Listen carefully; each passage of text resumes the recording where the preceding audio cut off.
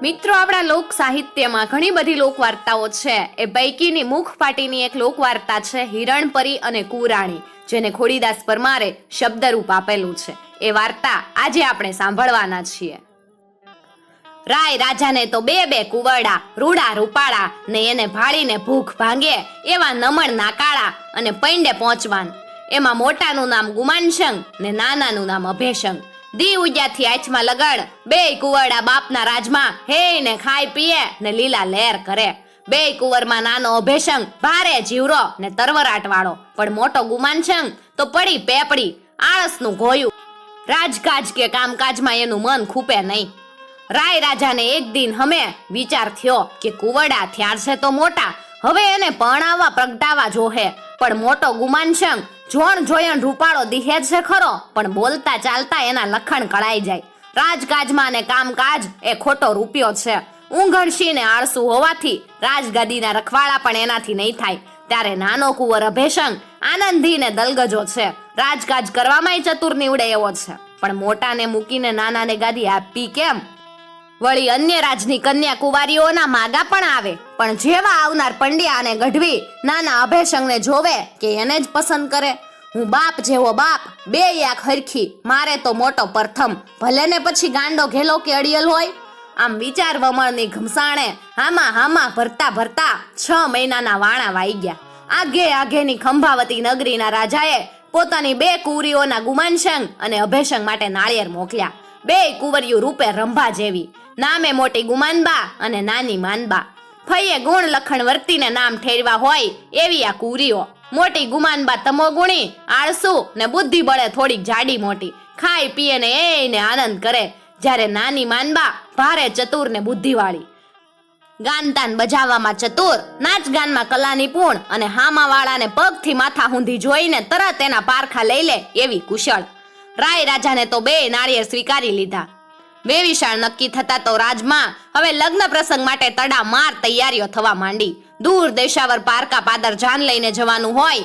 રાજા રાયે હોય સગવડની બધી વેતરણ થવા માંડી. રાજના મોભા પ્રમાણે લાવ લશ્કર અને હાથી ઘોડા હાબદા કર્યા. વાવેગી હાંઢું માટે કોઠા તૈયાર કરાવ્યા. હાથીના હોદ્દાને લાલ અંબાડી ચડાવી અને જાન વિદાયની વેળા આવતા તો ગુમાનશંગ અને અભેશંગને શણગારી સજધજ બનાવીને મકના હાથીના હોદ્દે બેસાડી દીધા. લેરખડા કુંવરડાને પરણવા જતી વખતે જાન અને જાનૈયા સૌ દડવડ કરતા હાલી નીકળ્યા.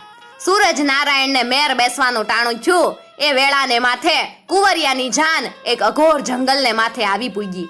વન સંપત્તિએ ઘેરાથી વનરાજા વચાળે લાવ લશ્કર પહોંચ્યું. ત્યાં તો રૂજ્યું પૂજ્યું વેળા થઈ ગઈ. સૌએ એક ઘેઘૂર વડલો ગોતીને એની નીચે પડાવ નાખવાનો વિચાર આદરી દીધો. વડલો તે કાંઈ વડલો છે, વચ્ચો વચ ઠેરાયેલું થડ. 2-5 માણસો ભેગા થઈને બાથ ભરે તોય બાથમાં નો હમાય એટલું તો જબ્બર. ઊંચો વડલો ડાળા પાખડે લટા લૂમ જામી ગયો છે. વડવાયુની ગૂંચવાળે તો વડલાને 12 વીઘાને માથે ફેલાવી દીધો છે. આવા વિશાળ વડલાને જોઈ સૌ પંથીઓએ અહીંયા જ ઉતારા પહારા માંડી દીધા. રસોઈની હોય નિપજાવી અને જા નહીં રાતવાસો રહી ગઈ.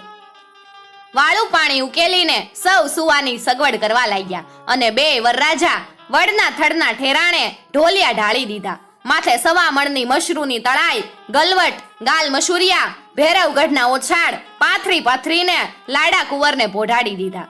કુંવરોની આગળ અને પાછળ જાડી જાના જાનૈયા થાક્યા પાક્યા સૂઈ ગયા. આ 12 વીઘાનો વડલો તો હતો ઇન્દર મહારાજની અપસરા હિરણપરીનું મૃત્યુલોકનું ઠેરણ ઠામ. દી બધાય હિરણપરી ઇન્દર મહારાજના દરબારમાં નાચગાન કરે અને હાંજે છૂટી થાય. પછી એ મરતલોકની મહેમાન થાય. મરતલોકના માનવીમાં જુવાનીના જોમમાં રાતા માતાને ચતુર સુજાણ એવા આદમીને ગોતી દોતી રાખે અને કોઈક વાર હમે લાગ પડેથી એ જુવાનને વડલા માથે હેરીને લઈ આવે. રાતની રાત એની સાથે રંગ ખેલીને ભડકડે જુવાનને પોતાના ગામ મૂકી આવી પોતે ઇન્દર મહારાજના દરબારે હાજર થઈ જાય. આ ઝૂકી રાતે હિરણપરી પોતાના વડલે આવી તો 13 વીઘાની વડછાયામાં ઊંઘમાં લેલું એવા અનેક માનવીને પોઢેલા જોયા. બધા થાક્યા પાક્યા ઘસઘસાટ ઊંઘે છે. તે વડલા માથેથી ઉતરી આસ્તે નીચે આવી તો થડ પાસે બે ઢોલિયા માથે બે માનવી ભર નિંદરમાં પોઢ્યા છે. એણે હળવેકથી પેલા ઢોલિયાવાળાનું ગોદડું મુખ ઉપરથી ખસેડીને જોયું. હારી પૈટ ધારી ધારીને જોયું, પણ એ જુવાન એના મનમાં ન વસ્યો. એ પછી એ બીજા ઢોલી આવી. અહીં નાનો કુંવાર અભેશંગ સૂતો તો. એનું ગોદડું ઊંચું કરીને મોઢું જોતા એના માથે વારી ગઈ. બીડેલા કમળ જેવા નેત્રો, દીવાની સગવટ નાક, ગુલાબી હોઠોની ફડશ માથે, વીછીના આંકડા જેવી મૂછો ને લાંબી શેલરા જેવી નરવી કાયાને માથે એ મોહી ગઈ. અને એ જ ઘડીએ પોતાની દેવી શક્તિથી અભેશંગનો ઢોલિયો એણે બહુ હળવેકથી હવની વચ્ચેથી ઉપાડી લીધો અને ઉડી કારવીને વડલાને માથે ચડાવી દીધો. ટંગલી ટોચ માથે ઘેઘૂર ઘટામાં હિરણપતિનો ક્રીડા આવાસનો માળો હતો. એમાં ઢોલિયો ચડાવી માથે લીલા પાંદડા ઢાંકી કુંવરને જમણે પગને અંગૂઠે ગળીનો દોરો બાંધીને એ હવાર થતામાં તો ઇન્દર મહારાજના દરબારમાં ઉપડી ગઈ. સવાર થઈ, વડના પંખીઓએ કિલ્લોલ મચાવ્યો ત્યારે સૌ જાગી ગયા. ચડતા પહોરની મીઠી સુરખીમાં સૌ દાંતણ પારી કરીને જ્યાં સૂતેલા લાડા કુંવરને જગાડવા જાય ત્યાં તો મોટા કુંવર ગુમાનશંગનો ઢોલિયો જોયો, પણ નાના અભેશંગનો ઢોલિયો મળે નહીં. મોટાને જગાડી નાનાની શોધ આદરી. એન દી ચડ્યો, પણ અભેશંગનો ક્યાંય પત્તો ન લાગ્યો. આ બાજુ જાને બહુ મોડું કરે પાલવે એમ હતું નહીં, કારણ કે અહીં વધારે રોકાય તો મુહૂર્ત હચવાય નહીં. એથી રાય રાજાએ સૌને કીધું કે અભેશંગ તો ચતુર ને કુશળ છે, કે હરવા ફરવા ગયો હશે, રસ્તામાં જ જાન ભેગો થઈ જાહે. આમ કઈ 4-5 ઘોડે સવારોને એની શોધ કરવા રોકી અને જાનને ખંભાવતી તરફ દળદળ જતી કરી. હાંજનો શીળો ઢળતા જાન ખંભાવતી આવી પહોંચી. સૌ ઉતારા પડિયારામાં ગોઠવાઈ ગયા. રાત પડી, હામયું આવ્યું તોય નાનો અભેશંગ આવ્યો નહીં. શોધ કરનારા પણ થાકી પાકીને ધોયેલ મૂળા જેવા થઈ ગયા ને પાછા આવ્યા. તેણે રાય રાજાને ખબર દીધા કે નાના કુંવરનો ક્યાંય પત્તો કે વાવડ નથી. મોટો કુંવર ગુમાનશંગ તોરણે આવ્યો અને અભેશંગના ક્યાંયથી વાકે વાવડ નથી. એટલે રાય રાજાએ વેવાય રાજાને કીધું કે અમો પાટવી કુંવરને જથેવાળે પરણવા લાવ્યા છીએ. કુંવર અભેશંગ તો અમારું નગર હાચવવા ઘેરે રહ્યો છે, માટે તમો નાના કુંવરીને અભેશંગના ખાંડા હારે ફેરા ફેરવી ગયો. અને પછી જો વાજતે ગાજતે ગુમાનશંગના લગ્ન થયા એની હાથો હાથ અભેશંગના ખાંડા હારે નાની કુંવરી માનબાના પણ લગ્ન ઉકલી ગયા. રંગે છંગે લગ્ન પતાવી રાય રાજા તો ઘેર પધાર્યા. ગુમાનશંગ અને ગુમાનબાના તો ઓખણા ને પોખણા છા. એની હારે નાની કુંવરાણી માનબાનું પણ પોખણું કરાયું. માનબા ભારે ચાલાક ને ચતુર. અહીંયા પણ એના પોતાના પતિને જોયો નહીં, એથી રંગમોલમાં આવીને એણે રાજરાણીને પૂછી જોયું કે નાના કુંવર ક્યાં છે. તો રાજરાણી કે, બેટા, અમારા કુળમાં એક અગડ છે કે કુંવર માતાજીની સતમાનતા કરે પછી જેને પરણે તરને ઢોલીએ બેસાય. એટલે અભેશંગ માનતા પૂરી કરવા ગયા છે. આવતીકાલ હુંધીમાં આવી જાહે. આમ ને આમ એક રાત ને એક દિવસ તો વીતી ગયો, પણ નાનો કુંવર આવ્યો નહીં. ત્યારે ફરી કુંવરાણીએ પૃચ્છા કરી, નાના કુંવર ક્યાં છે, ક્યારે આવશે? ત્યારે વડી વડારણ કે, કુંવરને શરીર જરા કચર પચર છે, એથી હાથમે માળે પોઈઢા છે. વળી આજ બુધવાર છે, એથી તમારે મોઢું ન જોવાય, એથી આજ નહીં પણ આવતીકાલે તમને મળશે. આમ ને આમ બાના બતાવતા બતાવતા હાથ દિવસ વયાઈ ગયા. કુંવરાણી ચતુર, એને મનમાં વિચાર્યું કે નક્કી આમાં કઈક ભેદ છે. કુંવરને રાજદીપક તો નહીં થયું હોય ને? આજ હાથ જમણ પુરાય છા, પણ મને કુંવરનું મોઢું જોવાય મળ્યું નથી. નક્કી વાતમાં કઈક ભેદ છે. પછી તો કુંવરાણીએ હઠ લીધી કે કુંવર ક્યાં છે, સાચી વાત કરો તો જ ખાવ પીવું, નકર મારે અન્ન પાણી હરામ. કુંવરાણીની હઠ જોઈ રાય રાજાએ વીલા મોઢે ને પાણી ગળતી આંખે બધી ઘટના એને કઈ સંભળાવી. અઘોર વડલે રાતે અભેશંગ સૂતો અને હવારે એ ગુમ થયાની પૂરેપૂરી વાત એણે કુંવરાણીને કહી દીધી. વાત સાંભળીને કુંવરાણી સડક થઈ ગઈ. 2 દિવસ તો એ સૂનમૂન બેસી રહી. પછી 3જા દિવસે એણે મણો મન નક્કી કરી લીધું કે રાને રાય રાજાને કીધું, તમો મારા માવતર છો, મારી એક વિનંતી કાને ધરજો. કુંવર જે વડલે ખોવાયા ત્યાં મને મોકલાવી આપો, અને કુંવરને મેં નજરો નજર ભાડ્યા નથી, એથી એના પૈંડ માથે શીશી નિશાનીઓ હું વર્તી શકું એની એંધાણીઓ આપો. હું કુંવરને શોધી ગોતીને જ રહીશ, મને જવાની આજ્ઞા આપો. પછી તો કુંવરાણીના કળોપાત અને અતિ આગ્રહથી રાજાએ એને 2 સિપાઈ આપ્યા અને કીધું કે કુંવર અભેશંગનું રૂપ ગુમાનસંગ જેવું જ છે, પણ એને જમણે ગાલે નીલા રંગનું એક લાખું છે, એ એની એંધાણી. પછી તો રાય રાજાએ કુંવરાણીના કીધા પ્રમાણે જવાની સોય સગવડ કરી દીધી. 2 સિપાઈ કુંવરાણીના વેલડા હારે હાલી નીકળ્યા. હાલતા હાલતા હાંજકને હમે બધા અઘોર વડલે ગયા. આવીને કુંવરાણીએ તો ઝીણી નજરે વડની ઉપર નીચે અને આજુબાજુ બધે જોઈ લીધું, પણ ક્યાંય કુંવર હોવાની પતી જ પડી નહીં. રાત પડી, પોતે વેલડામાં જાગતી સૂતી. સિપાઈઓ જાગતા પેરો ભરી રહ્યા છે. પોતાને ઊંઘ તો આવી ન જાય એટલે ટચલી આંગળીએ તલવારની કાપ મૂકીને ઉપર મીઠું ભભરાયું. તેથી આંગળીએ બળતરાએ એ સજાગ નેણે બેઠી છે. મધરાત બરોબર જામી ગઈ. સિપાઈ થાક્યા પાક્યા ઊંઘી ગયા. એવા વખતે વડલાને માથે કંઈક હંચળ થયું. એ પછી માનવીનો હળવો હળવો બોલાશ અને હંચળ થયો. કુંવરાણી તો આટલું સાંભળતા એક કાન થઈ ગઈ અને જ્યાંથી હંચળ સંભળાતો તો ત્યાં ફાટી આંખે તાકી રહી. એણે બરાબર નોંધી લીધું કે વડલાની ટોચ માથેથી હળવળાટ અને બોલાશ સંભળાતો હતો. વહેલી સવારનો કુકડો રવરાવ્યો. ફરી પાછો સરસરાટ થતો હોય એવું લાગ્યું અને ફરી પાછી શાંતિ થઈ ગઈ. હવાર થતા તો સૌ પ્રથમ કુંવરાણીએ સિપાઈ અને વેલવાળાને ઉઠાડ્યા. સૌને આગ્રહ કરીને પાછા રવાના કરી દીધા ને પછી પોતે પુરુષનો વેશ પહેરી લીધો ને જોતા મન હરી જાય એવા 16 વર્ષના માટીડા જુવાન જેવી તે શોભી ઉઠી.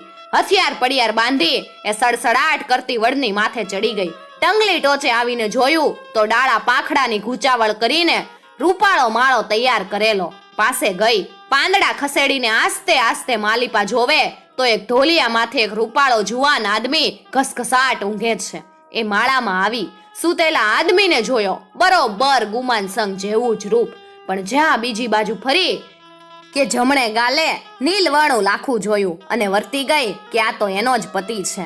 એને અહીં કોઈને રોકીને પાડ્યો છે. ઝીણી નજરે અભયસંગનું શરીર તપાસતા એના જમણા પગને અંગૂઠે એણે ગળીનો કાળો દોરો જોયો અને એ જોતા જે પામી ગઈ કે પોતાના ધણીને કોઈકે મંત્રેલો દોરો બાંધીને રોકી લીધો છે, એને વશ કરી લીધો છે. તેણે તો પછી હળવે હાથે દોરાની ગાંઠ છોડી અને જેવો દોરો છોડાઈ ગયો કે અભયસંગ આખું ઉઘાડીને પૂછ્યું, કોણ? તો કે ભાઈબંધ, તમને લેવા આવ્યો છું. ત્યારે અભયસંગ કે મિત્ર, આ તો હિરણપરીનો વડલો. એણે મને મંત્રના બળે અહીંયા કેદ કર્યો છે. દી બધો પગે દોરો બાંધીને હુડાવી રાખે ને રાતે અહીંયા આવી ને મારી સાથે ખાઈ પીવે ને આનંદ પ્રમોદ કરે. એ મને છોડે એવું લાગતું નથી. જો હું ભાગી નીકળું તો પોતાના મંત્રના બળે ગમે એમ કરી મને હાથમે પાતાળેથી પણ પકડી પાડે. એવી એ મંત્ર શક્તિ વાળી છે. માટે તું મને લઈ જવાની વાત છોડ.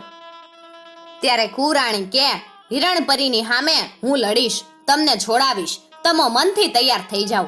અભયસંગ કે મિત્ર, તમે કોણ છો? તમારો પરિચય? તરત કુંવરાણી વડ ઉપરથી હેઠે આવી સ્ત્રીના કપડાં પહેરી સડસડાટ ઉપર ચડી ગઈ અને માળામાં આવી અભયસંગ સામે લાજ કાઢીને ઊભી રહી. અભયસંગ માળામાં સ્ત્રીને જોઈ હેબતાઈ ગયો. કોણ તું? તો કે તમારી પરણેતર માનબા, હું તમને લેવા આવી છું. પછી તો અભયસંગ ઊભો થયો. માનબાને ખાટલે બેસાડીને પોતાની વિતક કહી કે હિરણપરી ઇન્દર મહારાજની કચેરીની અપસરા છે. દી બધો ઇન્દર મહારાજની પાસે રહે ને રાતે અહીંયા આવી મારી સાથે રંગરાંગ ખેલે. સવારે જાય ત્યારે પગે દોરો બાંધીને મને ઊંઘાડી દે. રાતે આવીને દોરો છોડે. ભારે મંત્ર શક્તિ વાળી છે ઈ તો. ત્યારે કુંવરાણી કે ચાલો ભાગી નીકળીએ, હું તમને લેવા જ આવી છું. અભયસંગ કે હવે તો ભાગી જા. તે મને ત્યાંથી ગમે ત્યાંથી પકડી પાડશે ને મંત્ર બળે પંખી કે પશુ બનાવી દે તો જિંદગી વહમી થઈ જાય. પણ તું અહીંયાથી ભાગી જા, તે તને જોશે તો મારી નાખશે. કુંવરાણી તો ભારે મક્કમ હતી. તે કે હું ન ભાગું, હું અહીં જ હંતાઈને રહીશ અને દિવસ તમારી સાથે જ ગાળીશ. આમ ને આમ એક અઠવાડિયું વીત્યું. હિરણપરીને કંઈક વેમ પડ્યો કે રાતે વધેલું ખાવાનું હું ઢાંકી જાઉં. એ પહેલા તો એમને એમ પડી રહેતું, પણ હમણાં અઠવાડિયાથી કોઈક બધું ખાઈ જાય છે. નક્કી અહીંયા દિવસે કોઈક આવતું લાગે છે. વળી અભયસંગના વર્તનમાં પણ કંઈક ફેર પડતો હોય એવું લાગે છે. બીજી રાતે હિરણપરીએ કુંવરને કહ્યું, માનો ન માનો પણ અહીંયા કોઈક તો છે. તારે કુંવર કે હું અને તું બે જ છીએ, ત્રીજું વળી કોણ હોય? હિરણપરી કે ના ના ના, મને અન્ય માનવીની ગંધ વર્તાય છે. નક્કી અહીંયા કોઈક આવે ને જાય છે. એથી હવે હું તને અહીંયા નહીં રહેવા દઉં. હવે તો આવતીકાલ રાતે હાથ હમંદરને પહેલે પાર કાલીનું દેવળ છે ત્યાં લઈ જઈને રાખીશ. તેથી તને કોઈ હળી મળી જ નહીં શકે. બીજે દિવસે કુંવરે તો આ વાત કુંવરાણીને કહી દીધી કે હવે આપણો મેળાપ નહીં થાય. રાતે હિરણપરી મને 7 સાગરને પહેલે પાર કાલીના મંદિરમાં લઈ જવાની છે. માટે મારી આશા છોડી દેજે. કુંવરાણી કે કુંવર, ગમે ઈ થાય, મારા માથે ચાહે તે આફત ઉતરે, પણ હું તમને મેળવીને જ રહીશ. મેં અંબિકા માતાના અખંડ વ્રત કર્યા છે. મારા ચાંદલા અને ચૂંદડીએ સત છે. હું આપની ગોતણે ચડી ગમે ત્યારે કાલી મંદિરે આવી પહોંચીશ. એ રાતે હિરણપરીએ પોતાના વિદ્યાના બળે અભયશંખને ઉપાડી 7 સાગરને પેલે પાર કાલી મંદિરમાં પહોંચાડી દીધો. સવાર થયું. કુરાણીએ તો વડલાનું પાંદડું જોઈ નાખ્યું. કુંવરને ન જોયો એથી પુરુષનો વેશ ધારણ કરી ઢાલ તલવાર બાંધી હાથ હમંદરની બાજુની દિશાનો દોર સાંધીને હાલી નીકળી. પગમાં કાંટા કાકરા વાગે છે, ભૂખ તરસ લાગે છે, પણ એ તો બસ હાલી જ જાય છે. રોંઢો થયો. પોતે થાકીને લોથપોથ થઈ ગઈ એટલે રસ્તામાં એક વફંગર વડલો જોયો અને એની છાંયે થાક ખાવા સૂતી. વડલો તો ફાલી ફૂલીને વિશાળ રૂપે જામી ગયો. એને માથે જબ્બર એવા ગરુડ પંખ અને ગરુડ પંખીણીનો માળો છે. માળામાં નાના 2 બચ્ચા છે. નર માદા તો બચ્ચા માટે ચારો લેવા ગયા છે. બચ્ચા ચારાની રાહ જોઈ માળામાંથી ડોકા કાઢીને રાહ જોવે છે. માનબા તો સૂતી આ બધું જોઈ રહી છે. ત્યાં એક વેતની ફણવાળો કાળો ભમ્મર નાગ ગરુડ પંખીના બચ્ચા ખાવા માળાવાળી ડાળે ચડ્યો. સળાકા વળાકા લેતા ગરુડ પંખીના માળા માથે ઝપટ કરી ત્યાં તો બંને બચ્ચાએ કાગા રોળ કરી મેલી. આ જોતા તો માનબાને દયા આવી અને સડપ કરતી વડલે ચડી ગઈ. જરાક છેટેની ડાળી માથે ઊભા રહી નાગની માથે હોઈ ઝાટકીને તલવાર ઝીકી દીધી. એક ઘા અને નાગના 2 કટકા થઈ ગયા. નાગના લોહીના ત્રસકા કુરાણીના લુગડા માથે અને માળાની ડાળે બધે જ છંટાઈ ગયા. નાગના કટકા પોતાની ઢાલના ભંડકમાં ભરી એ તો ફરી પાછી લાંબી થઈને સૂઈ ગઈ.